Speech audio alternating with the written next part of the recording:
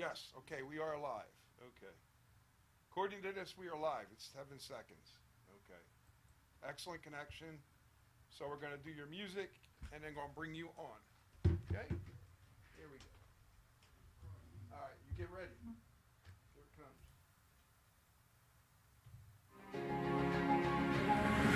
Ladies and gentlemen, may I have your attention, please?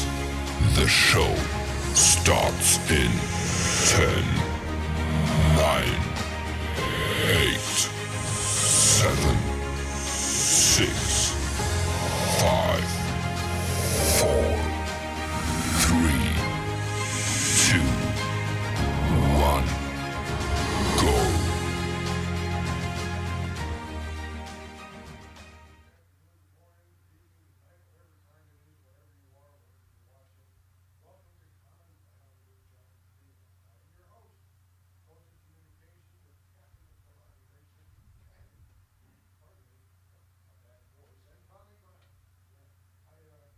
I've been away for a couple of weeks. Sorry about that. I came down with whatever has been floating around. And, well, as you can hear, it's still not completely gone. I had literally no voice about a week and a half ago, which is like Samson being without his hair. So any of you folks who know me. At any rate, again, it's Common Ground with John Theillon. I'm also your mayor of Reeltown, don't forget. And for those of you who don't know what that means, that just means that, you know, I always work toward keeping things as right down the line as possible, truthful, not candy-coated, and as real can be. So, with some, that's a pill that doesn't go down very easily. With others, they crave it. So I'm hoping more of the latter than of the former, as I always do, because, you know, I'm the mayor of Reeltown. Deal with it. Hey, we're coming to you like we always do from the studios of Hamilton Media's Hamilton Radio. And our good friend Gino, what's up? Hey, there he is. And it's, of course, in beautiful greater metropolitan downtown Hamilton Township, New Jersey. Mere moments, if you will, from the greasy state capital of Trenton. I always feel like I have to wash when I drive by there, but I digress. Anyway, Hamilton Radio, it's an iHeart radio station, by the way. It's the flagship station for Common Ground with John Theillon and for the exceptional radio broadcast network, the ERBN. More on that in the weeks and weeks to come as things unfold. Now, I have to tell you quickly about Hamilton Radio. Here's the thing: for the absolute best in music, from outstanding independent groups and independent artists of all ways, shapes, manners, and forms, to the great tunes that basically make up the soundtrack of our lives. You know what I mean. And more. I got to tell you, there's stuff. You ever had that moment when you hear something like, oh, wow, I haven't heard that in a long time. Welcome to Hamilton Radio, kids. This is what goes on in Hamilton Radio. It's as simple as that. So it's Hamilton Media's Hamilton Radio. Go to iHeartRadio.com. Once you're there, do a search on the iHeartRadio homepage for Hamilton Radio Oldies. That's how it's listed, okay? And there you have the best in entertainment, the best in music, all on one very great platform. So, as always, we're going to cover a lot on Common Ground on the show here. Insights, info, recommendations, are going to come from everywhere. I'm going to get them from wherever I can. Day-to-day happenings, successful people in business and industry, past, present, current members of radio, TV, motion pictures, wherever. Folks who've contributed good things, positive thoughts. From you, the listeners. Here's a way to do so. Email jcthee64@hotmail.com. One more time, jcthee64@hotmail.com. Okay? And in the subject line, just put Common Ground. Then whatever you want to discuss, whatever you want to touch on, that's all you. Do your thing. Have fun with it. jcthee64@hotmail.com.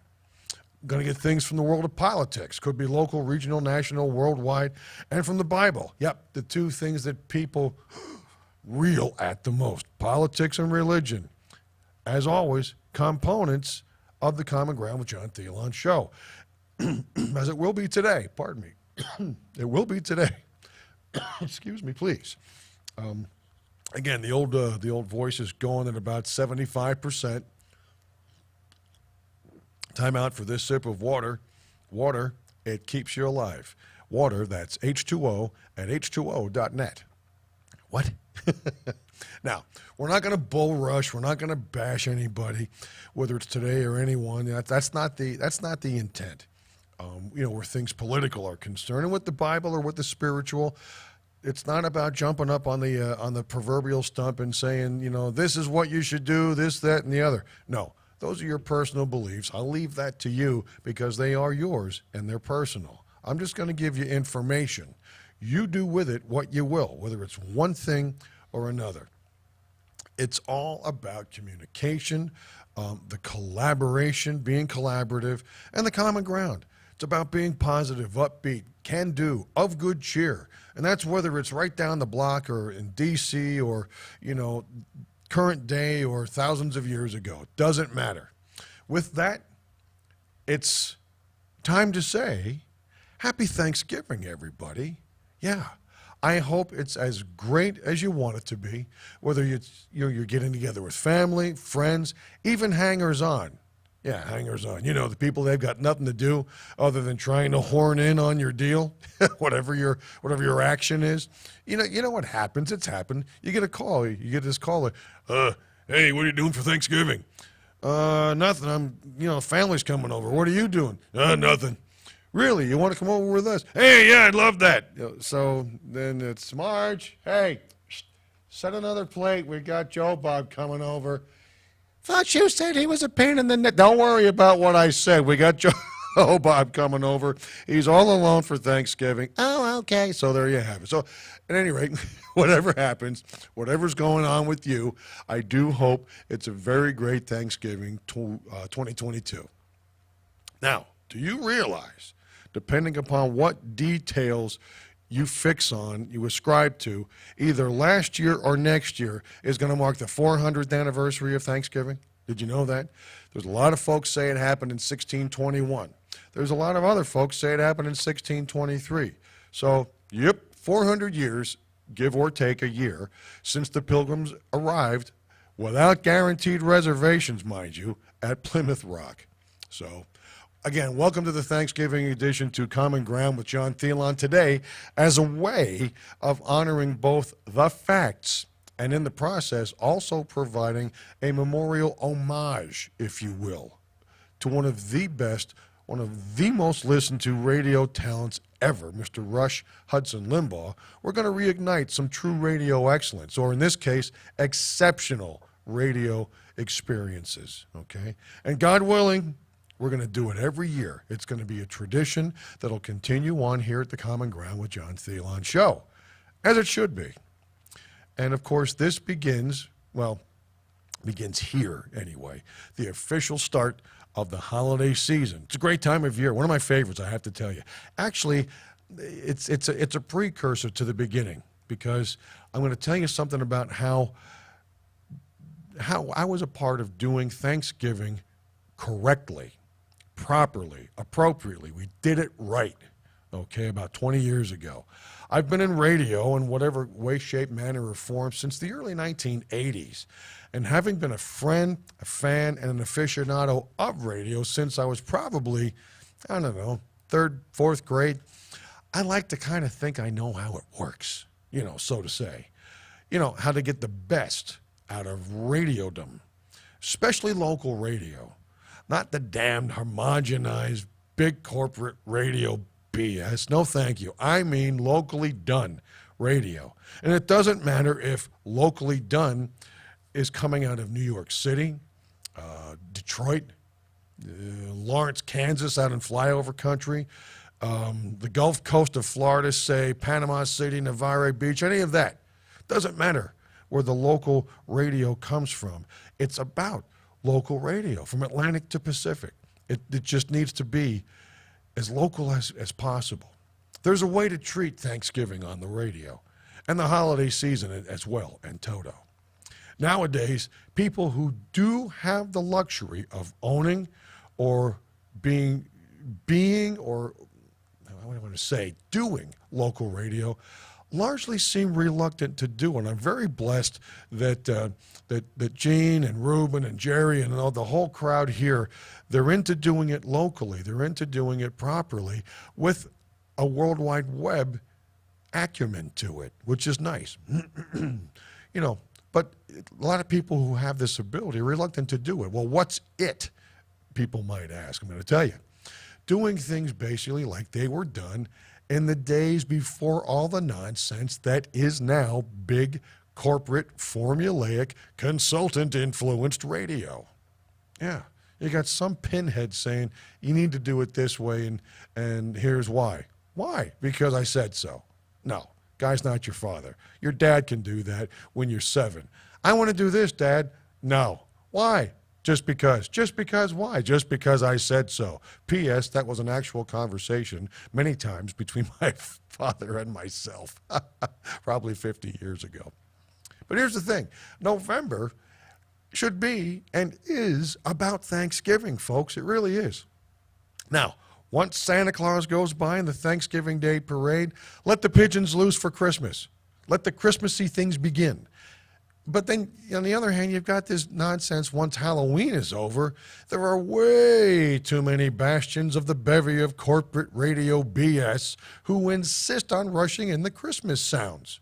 You know, the Christmas music season. 2, 3, 4 weeks, way too soon. All right, back to how we did it right. 20 years ago, I was working at the then new 930 AM WHLM. In one of my adopted hometowns, Bloomsburg, Pennsylvania. Husband and wife, Joe and Nancy Riley, they had moved to town about a year earlier, purchased the station, put it back on the air in late summer of 2001. This, after the former incarnation of 930 AM, damn near went dark permanently. Earlier in 2001, you've got a year. Once you put a station off the air, you've got 1 year to get it back going again, or else it goes away forever. A station across town, in the same town, that happened to, but they didn't hear. The local newspaper had owned it for a few years. They put a syndicated sports talk format on it, Papa Joe Chevalier and all sorts of things. They were good talent, but they weren't local, you know? Did average at best. So after they goofed around, dabbled in radio, the owners of the newspaper, they were just done messing around with it, basically. They were newspaper people, not radio people. Well, it can't be that much different. I'm here to tell you, it's different, okay? So try as they did, they just didn't get it about making it go. So they literally pulled the plug on it about mid-April of 2001. Literally, on the air one day, off the air the next. Just goodbye. And that was the end of that. They sold it to Joe and Nancy Riley for pretty much pocket change. I mean, not quite, but veritable pocket change. Just to get out of it. They just wanted done with it. Anyway, Joe, he was an on-air guy for long years, many markets across the country. He was still under contract working in Rochester, New York. It was just after Labor Day of 2001, early September. He was going to be the morning show host down at the new 930 WHLM, but he had a few more months until early 2002 to fulfill his contract, so he wasn't on the air, okay? So what they did, they put, in 2001, they put the new 930 WHLM AM back on the air with it playing music out of a devoted computer. Disc jockey, you know, in a computer, or jock in a box, basically. And what they did is they, again, September, just about a week or so before 9/11, they put it on using Christmas music as the sound. Okay, you're like, what? I sure know I was. In September and October and into November, it was kind of weird to hear, especially in little old Bloomsburg in Columbia County, Pennsylvania, to be sure, you know. But here's the idea. The idea was about creating buzz because he couldn't be there to be on the air and make it sizzle. Again, Joe was up in New York State. They wanted people to talk about it, due to that being such a departure, such a different sound for late summer into the fall, way before Christmas season. People would call the radio station. And either if somebody was there, if Nancy was in the office, she would speak with him. If not, voicemail city. Some liked the upbeat sound that the Christmas tunes provided.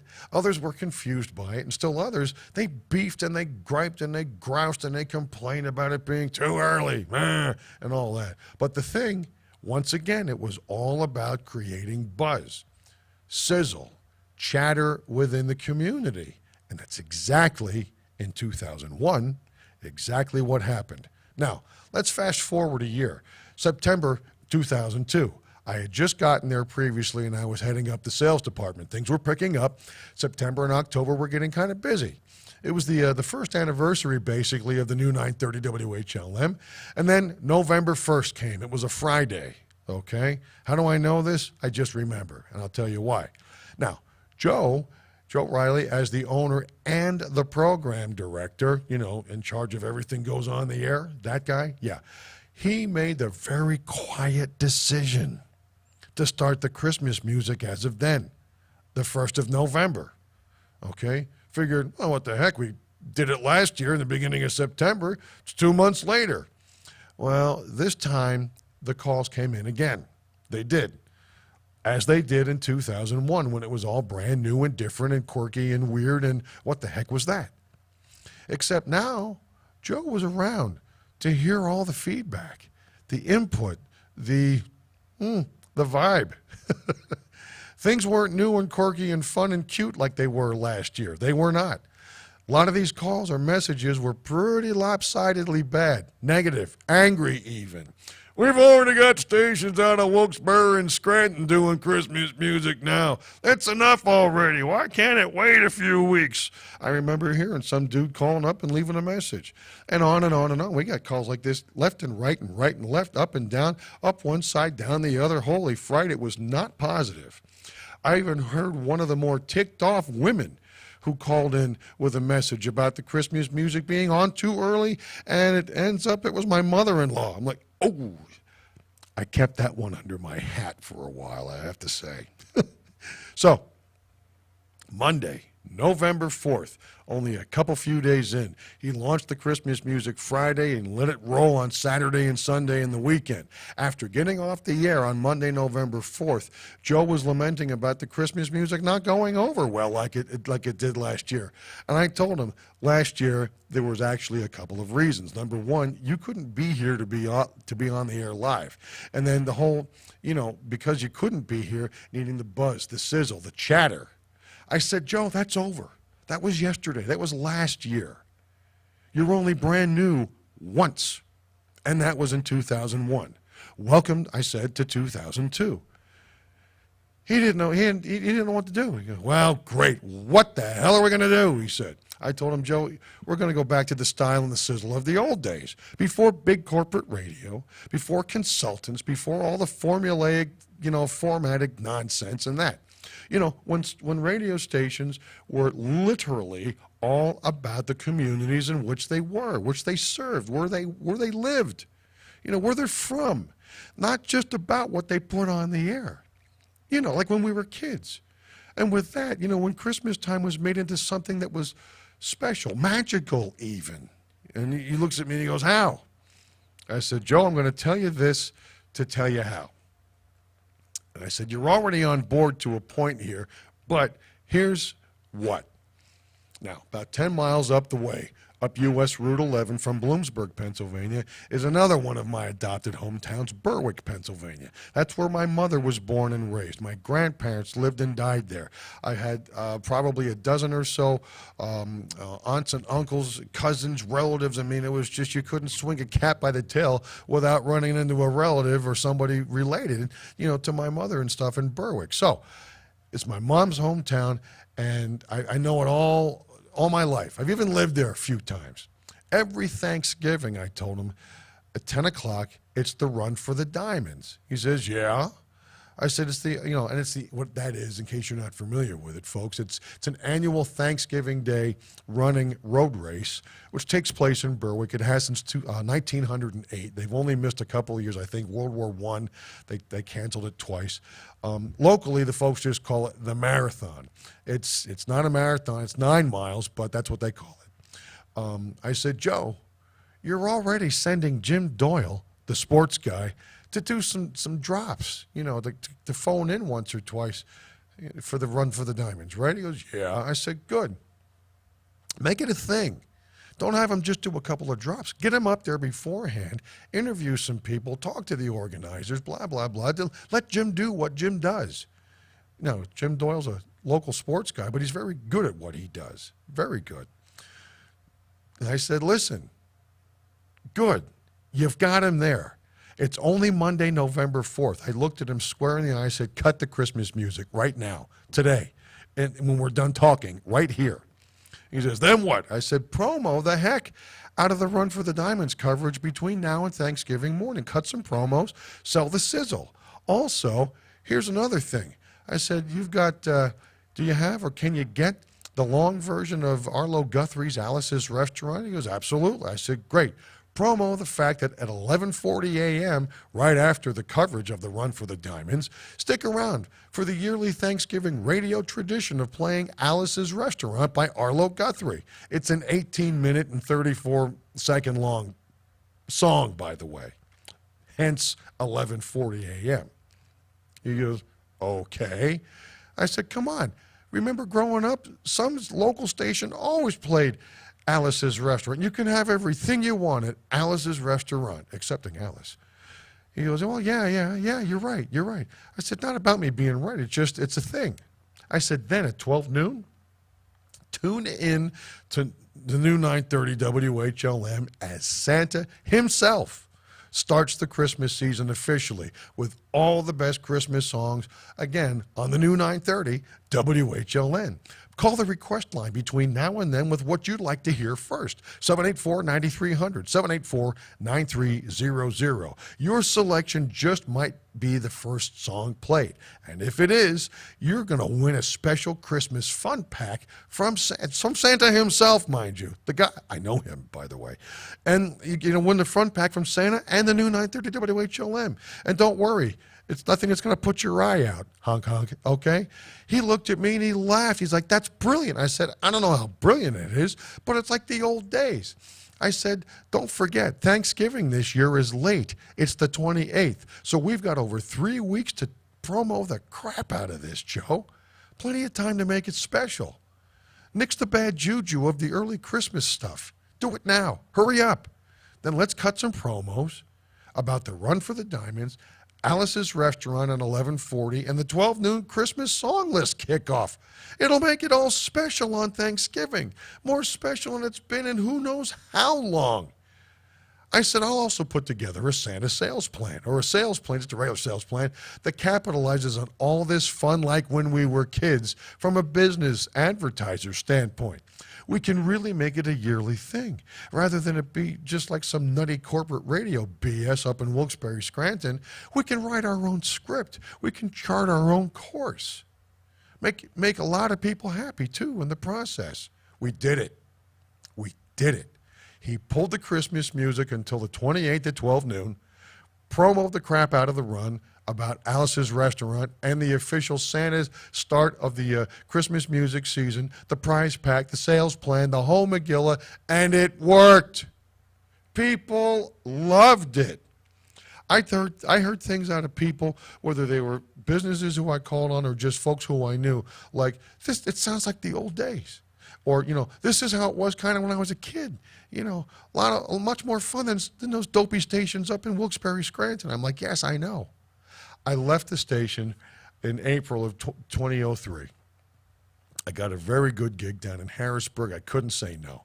But I still contributed creative ideas for on-air and for sales-related things to the new 930 WHLN. And for numerous years, they just sold the station a couple of months ago, by the way. God love them, they're going to retire. Good for them. 20 years in, that's enough. But for numerous years, though, After that first Christmas music reset in 2002, Joe, Nancy, and the rest, they did it how we mapped it out that first year.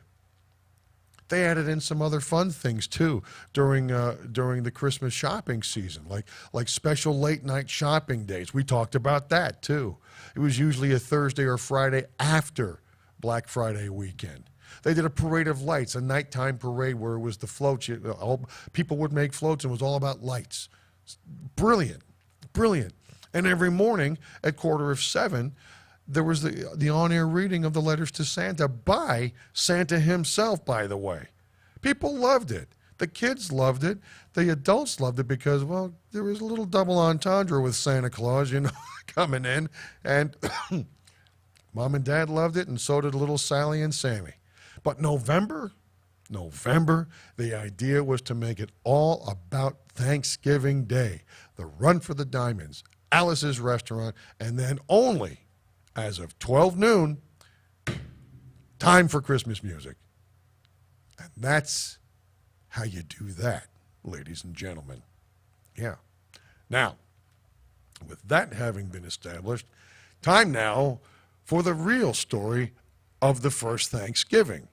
Once again, happy Thanksgiving again to all of you from all of us here at Common Ground with John Theillon Show and the Exceptional Broadcast Network, Radio Broadcast Network, the ERBN. Now, to the real true reason that we're here on Thanksgiving Eve as we endeavor to start the holiday season. It's to reestablish an annual tradition that's been going on actually for about 30 years or so.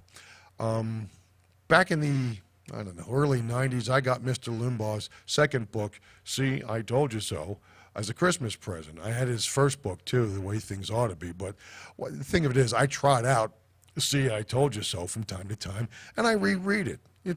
To me, it's a good read. You may love it. She may not like it. He may not like it. They may like it. Doesn't matter. I enjoy it. There's good things. Now, in Chapter 6 of See, I Told You So, that's entitled, by the way, Dead White Guys Are What History Books Never Told You, the true story of Thanksgiving. There's also George Washington's Thanksgiving Proclamation, the very first one. Also, there's the truth about how the Indians kind of screw jobbed the Pilgrims out of Manhattan.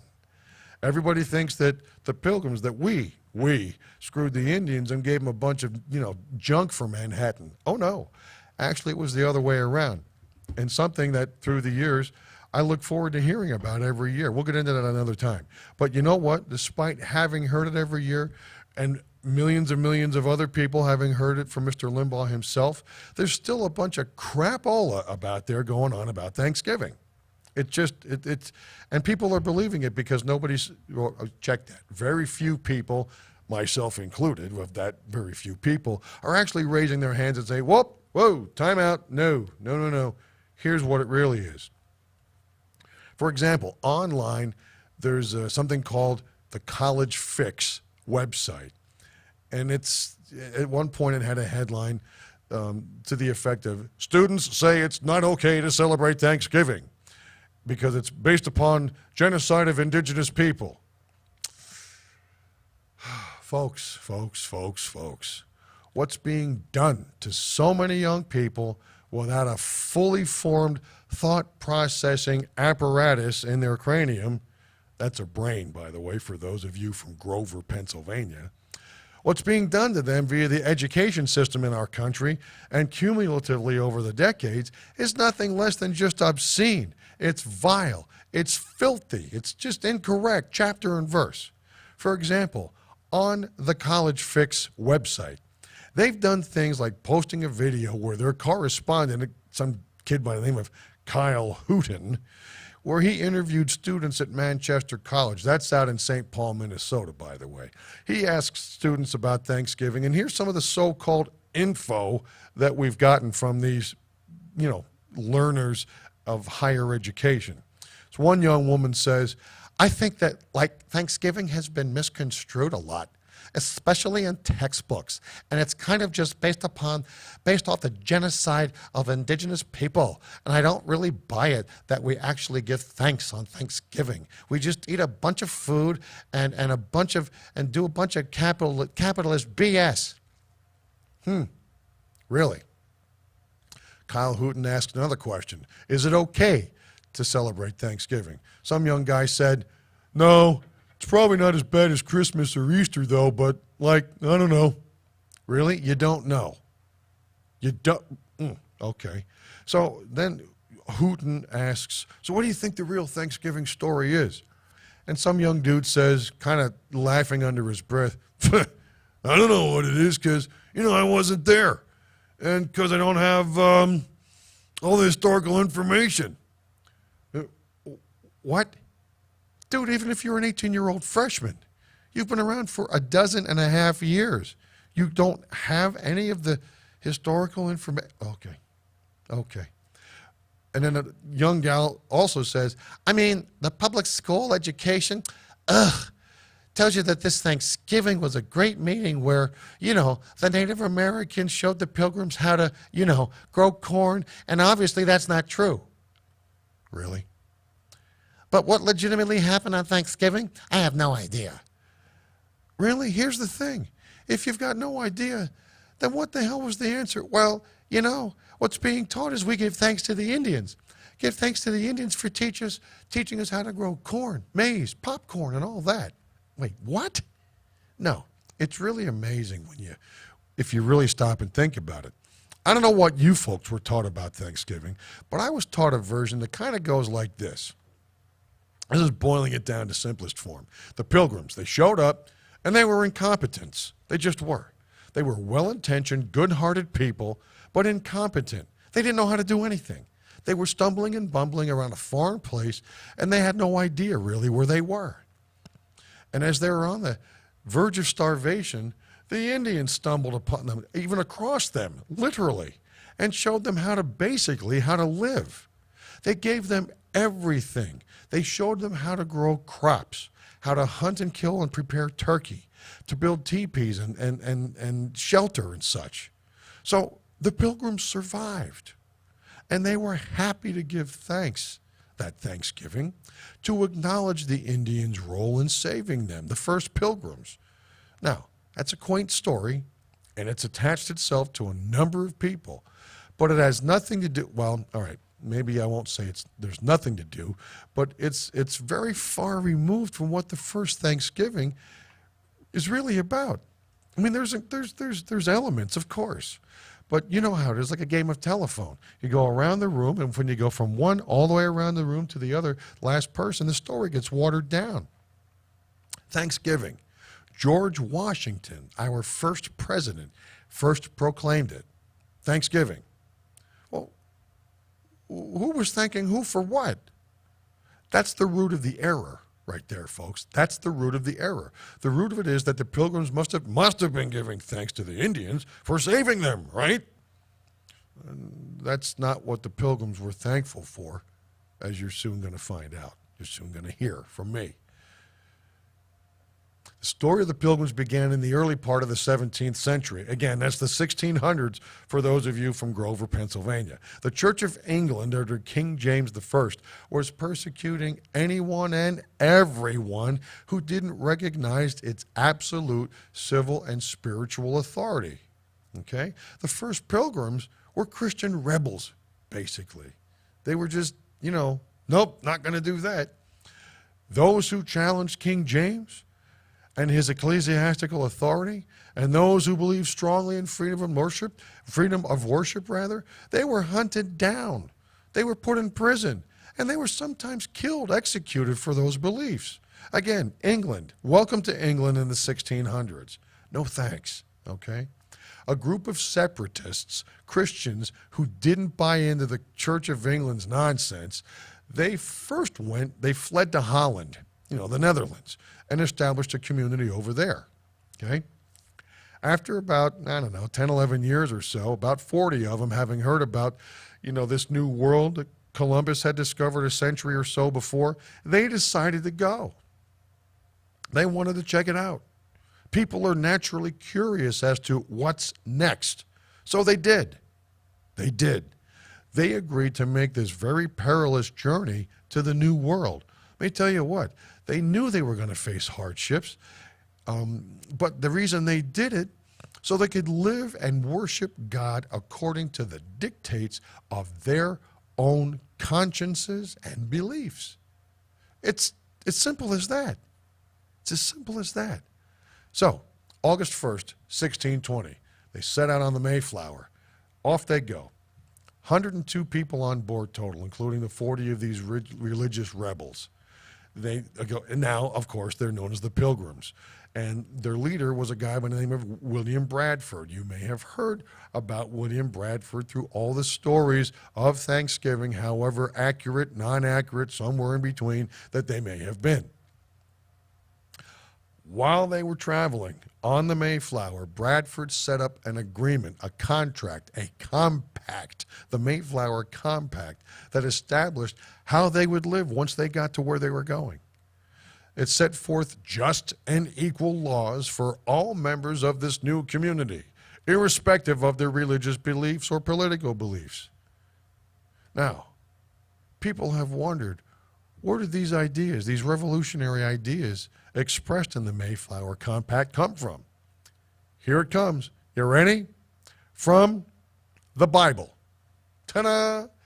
Politics and religion. I told you they were coming today.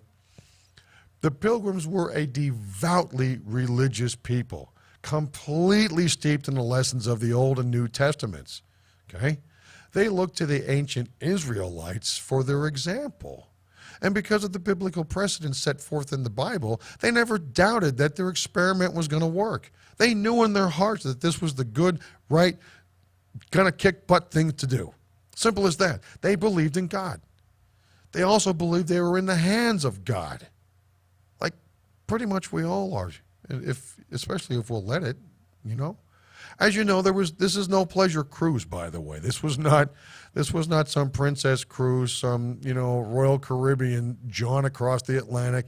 This was not going across the, you know, from England to the States on the QE2. Oh no, oh no. This journey to the New World on the tiny, and I've been on the Mayflower, or the replica of the Mayflower, by the way, up in Massachusetts. That boat was tiny by today's standards. It was a long trip, and it was arduous as hell. There was illness, seasickness, it was wet, it was damp, it was the complete opposite of anything you think of today as a cruise on the open ocean. When they got to New England in November, they found, according to William Bradford's detailed journal, they found a cold, barren, desolate wilderness. There were no friends to greet them, he wrote. There were no houses to shelter them, he also wrote. There were no inns where they could refresh themselves. Nothing. There was nothing. That's what they got. The sacrifice that these pilgrims had made for freedom was just the beginning. During the first winter, half of them, including William Bradford's own wife, died of either starvation, sickness, or exposure, or a combination of the three. They endured that first winter, and then when spring finally came, thank God, but it always does, which is nice, by that time, they've met the indigenous people. They met the Indians, and indeed the Indians did teach them how to plant corn, how to fish for cod, how to skin beavers and other animals to make coats. But there was no prosperity. None. They didn't prosper. They were still super dependent, the Pilgrims. They were very confused as well, hugely confused. They were still in a new place, essentially alone among like-minded people. Now, this is important to understand because this is where modern American history lessons often end. That's it, and story's over. No. Thanksgiving is actually explained in some textbooks as a holiday for which the Pilgrim gave thanks to the Indians for saving their lives rather than what it really was. Now, that happened. Make no mistake. Don't misunderstand me. That absolutely happened. It all happened. But that's not, according to William Bradford's journal, the source, the proverbial horse's mouth, if you will. That's not what they ultimately gave thanks for, folks. It's not. Here's the part that's often been omitted. The original contract they made on the Mayflower as they were traveling to the New World, they had to actually enter into that contract here. Get this, with their merchant sponsors in London, because they had no money on their own. They needed to be sponsored. So they found merchants in London, England, to sponsor them before they left. These merchants were making an investment in these pilgrims. And as such, these pilgrims agreed that everything they produced should go into a common store or a bank or a common account. And each member of the community was entitled to one common share of this store, this bank, if you will, this account. Out of this, the merchants would be repaid until they were paid back off. All the land they cleared, the houses they built, they belonged to the community as well, to the community as a whole. Everything belonged to everybody, and everybody had one share in it. They were going to distribute things equally. This was considered to be the epitome, folks, of fairness, sharing the hardship burdens and everything like that. Nobody owned anything themselves individually, though. No one. Here's the thing, folks. It was a commune. You know, the forerunner to the communes we saw back in the 60s and 70s out in California and other parts of the country. And it was, by the way, that was complete with organic vegetables, too. Just saying. Ha, ha, ha. Get it? Wink. Anyway, Bradford, who had by this time become the new governor of this colony, he recognized that all this common, everybody has, flies right in the face of common ground, doesn't it? But it didn't work. It didn't work. Everything was everybody's didn't work. It was costly and destructive. Okay? His own journals, they chronicle the reasons it didn't work. Bradford assigned a plot of land to fix this, to each family to own, work, and manage as their own.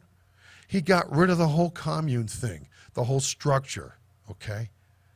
He got rid of the whole, everything is everybody's, and he assigned a plot of land to every family, each and every family, to work and manage. Whatever they made, however much they made, was theirs. They could sell it, they could share it, they could keep it, they could trade it, whatever they wanted to do. Whatever they wanted to do. What really happened is they turned loose the power of a free market after enduring months and months and months of hardship and failure. And this ain't working kind of a thing. First on the Mayflower and then getting settled and then the failure of the mutual account. Everybody was going to get the same share. Yeah, how's that working out? How's that working out? There was no incentive for anybody to do everything. That's how it's working out, or was working out. And as is human nature, some of the pilgrims were a bunch of lazy jerk-offs. They were just lazy, while others busted their butts 9 ways till Saturday. You know it. Anywhere you've worked, any neighborhood you've lived in, any group you've been a part of, there are the lazy twerps, and then there are the go-getters. But it didn't matter with the pilgrims because even the people that weren't very industrious, they got the same as everybody else. Bradford, again, he wrote about how that just did not work. It wasn't working. What Bradford and his community found, and I'm basically going to use his own words here, was that the most creative and the most industrious people had no incentive to work any harder than anyone else. While most of the rest of the world has been experimenting with socialism for the last 100, 150 years or so, trying to refine it, perfect it, reinvent it, the Pilgrims got after it very early and decided very quickly to scrap it permanently, according to William Bradford. Just like that. Because it brought out the worst in human nature. It emphasizes laziness. It created resentment. Because again, in every group of people, you've got your self-starters, your go-getters, your hard workers, your industrious people, and then you've got your lazy shit sacks. You got your bum-ass, knuckleheads who just want to sit around the way all day and do nothing and get something from somebody else. Ineffectual twerps, basically. And that's whether it's today, in 2022, or 400 years ago, or 4,000 years ago. There was no difference. When it was all said and done, it wasn't working. It wasn't working. The resentment sprang up on both sides, too. So Bradford wrote about this. He goes, for this community, he writes, for this community, so far as it is, was found to breed much confusion and discontent and slow much employment that would have been to their benefit and comfort, individually and collectively. Individually and collectively. He goes on to say, for young men that were most able and fit for labor and service did repine that they should spend their time and strength to work for other men's wives and children without any recompense, without any payment for you people, again, from Grover, Pennsylvania. That was thought to be a huge injustice. Why should you work for other people and in the process get nothing when you actually also cannot work for yourself? What's the point? It's like kissing your sister. Don't do that. What's the point? The Pilgrim found that people could not be expected to do their best work with no incentive. Now, I'm not saying, incentivize. Now it's become a buzzword. Buy this and we'll send you a second one for free. Just pay separate shipping. I don't mean that kind of incentive. I mean having something versus basically putting in the same amount of work and having nothing. Why would I do that? Why would you do that? Answer, you wouldn't. Right? Right. So, what did William Bradford's community attempt next? They unharnessed the power of good old free enterprise by invoking the undergirding capitalistic principle of private property. Whoa! Can you dig it? Again, every family was assigned its own plot of land to work and permitted to market its crops and its products, whatever they were. And what was the result? Here, Bradford wrote, they had very good success, for it made all hands, it made everybody industrious, so as much more corn was planted than otherwise would have been. Is it possible that maybe, just maybe, that supply-side economics could have existed before the 1980s? In no time, here's the thing. The Pilgrims found that they had more food than they could eat themselves. Or as my father used to say, they had more food than they could shake a stick at. Yes, Dad, you're exactly right. They did. Now, here's where it gets really good, people, especially if you're still working under the misconception like I was due to what I was taught in school. So the Pilgrims, they then set up trading posts and exchanged these goods with the Indians. And guess what? They made a profit. They made a profit. And the profits allowed them to pay off their debts to those merchant sponsors back in London. And with this, the success and prosperity of the Plymouth settlement attracted more people from Europe and started what began to become to be known as the Great Puritan Migration. Go figure. Success breeds more success.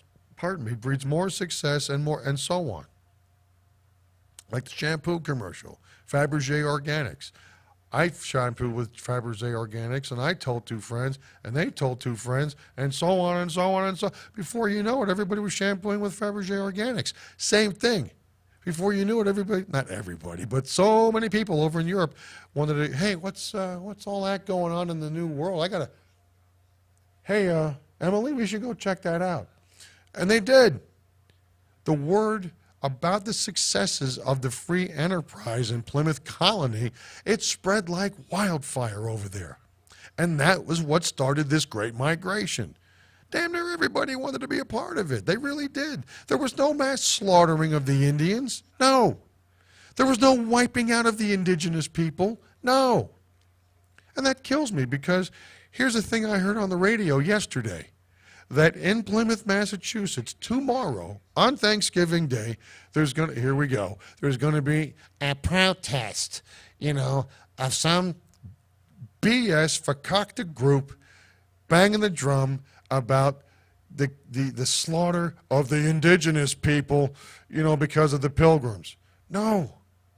That's not how it worked.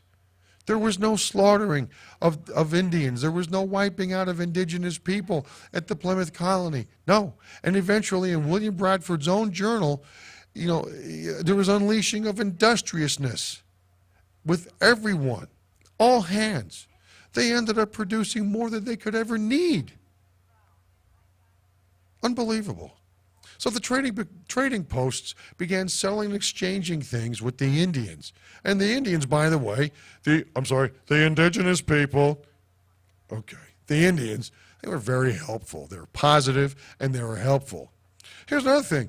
Puritan kids, they had relationships with the children of the American Indians, the Native Americans. They're kids. We don't become jaded until we're no longer kids. Think about it. My best good friend in 6th grade, John Denmark, he was an African-American kid. He was a black kid. I didn't care. He was my best good friend.